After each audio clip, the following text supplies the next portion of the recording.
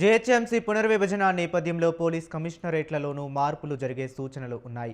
3 కమిషనరేట్లలోనూ 12 జోన్లుగా విభజించాలనే యోచనలో రాష్ట్ర ప్రభుత్వం ఉన్నట్లు తెలుస్తుంది. హైదరాబాద్లో 6, సైబరాబాద్లో 3, రాచకొండ కమిషనరేట్ పరిధిలో 3 జోన్లను ఏర్పాటు చేయనున్నట్లు సమాచారం. హైదరాబాద్ కమిషనరేట్లో శంషాబాద్, రాజేంద్రనగర్ జోన్లు కలిసే అవకాశం ఉంది. శంషాబాద్ ఎయిర్పోర్టు సైతం దాని పరిధిలోకే తీసుకురానున్నట్లు తెలుస్తుంది.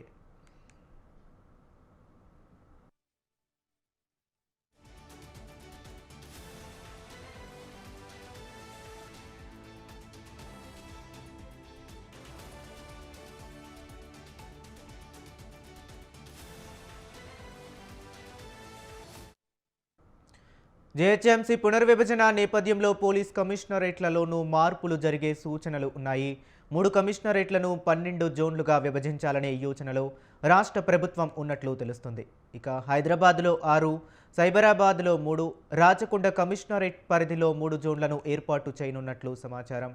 హైదరాబాద్ కమిషనరేట్లో శంషాబాద్, రాజేంద్రనగర్ జోన్లు కలిసే అవకాశం ఉంది. ఇటు శంషాబాద్ ఎయిర్పోర్టు సైతం దాని పరిధిలోకే తీసుకురానున్నట్లు తెలుస్తుంది.